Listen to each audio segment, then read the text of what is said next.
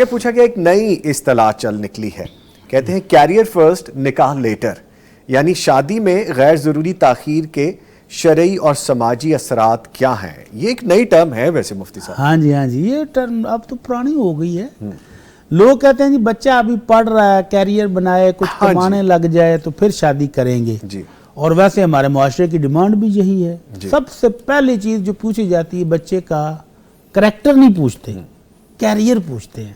بچہ کماتا کیا ہے، بچے کے پاس گاڑی اپنی ہے، بچے کے پاس جاب سرکاری ہے، بچے کی فیکٹری اپنی ہے، کچھ تو ہو پھر شادی کریں گے۔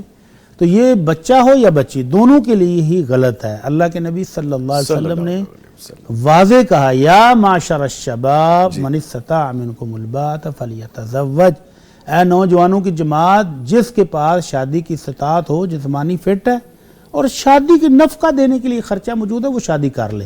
لمبی چوڑی جائیدادیں بنانے کی فرصت اسلام نہیں دیتا کہ آپ جائیدادیں بناتے رہیں، عمر ڈل جائے اور اس کے بعد رشتہ نہ ملے، جب ملے تو پھر شادی کے لیے بھی کار ہوا وہ پڑا بندہ۔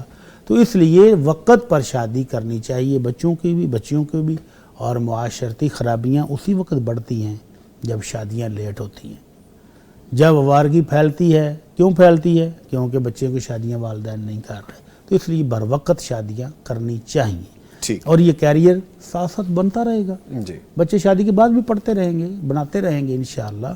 اللہ رب العزت کا وعدہ ان یکونوا فقراء یغنہم اللہ من فضلہ، اگر اللہ یہ دونوں فقیر ہوں گے نا میاں بیوی، تو شادی کے بعد اللہ اپنے فضل سے ان کو غنی کر دے گا۔